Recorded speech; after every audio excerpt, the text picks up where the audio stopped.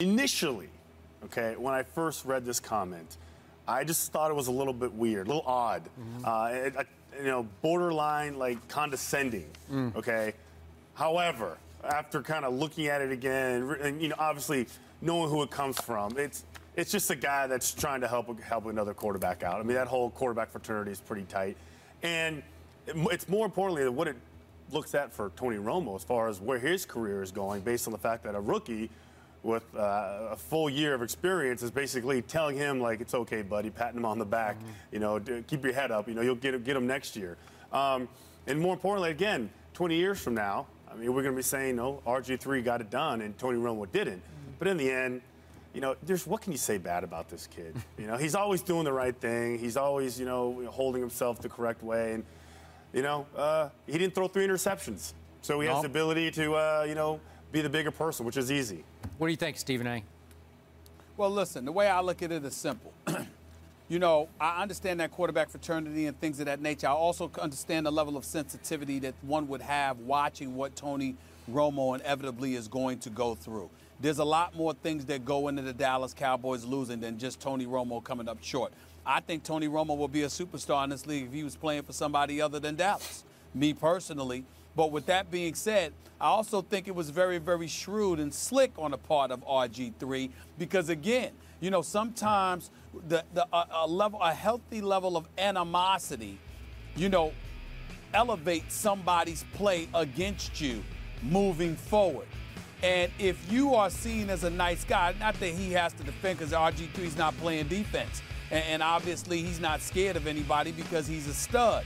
But at the same time, I thought that could have the kind of effect that would be beneficial to RG3 in years and years to come. Because when you don't hate an opponent, it's that much tougher to gumption up whatever it is, whatever that extra something is inside of you to play at a peak performance. Not saying that's the case here, whatever the case may be, but it can come across that way as you see these guys go against one another in the future. Obviously, you don't have to hate one another. Peyton Manning and Tom Brady are friends, but they compete against one another at a very, very high level. But in a lot of other cases we witness, sometimes that's not the case when people have, a dare I say, friendly relationship with one another. So I guess I was thinking about it along that way. But either way, it was no big deal to me because the Dallas Cowboys will find a way to mess it up anyway, no matter how Romo's playing. I knew we'd get that from you before long.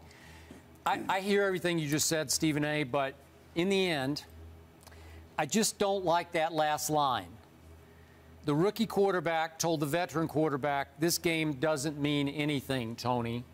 Well, it meant everything to Tony Romo. It was his legacy game, a chance to change his legacy by winning it late or cement his legacy as a guy who can't win the big one. And obviously, Tony had just thrown a fourth quarter or late game interception, his third of the game, to ice it for the Redskins. So to me, I'm pretty sure that even though RG3 says he grew up a Broncos fan and he was a military brat, moved a lot, wound up in his high school years near Austin, Texas. So I'm pretty sure he'd be very aware at age 16 when Tony Romo took over as the starter in Dallas that Tony was having a struggle. He'd be very close to that because they would get the Cowboy games on TV and everybody'd be talking about the Cowboys. And I think that RG3 would have some affinity for Tony's struggle. So he was trying to say the right thing. He was trying to console him, and it comes across as a very awkward attempt to console Tony Romo because, I'm sorry, Robert, as classy an attempt as it wasn't just another game for Tony Romo, as much as Tony would probably now like to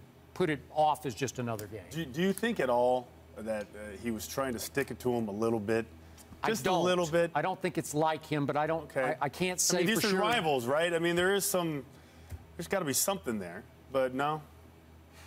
They are arch rivals. And listen, the one thing I love about Robert Griffin III, he is his own man. Yeah. He follows his own drummer, and it's a very different beat. Yep. He does it his way, nobody else's way. So I'm not sure about this. Yeah. Okay.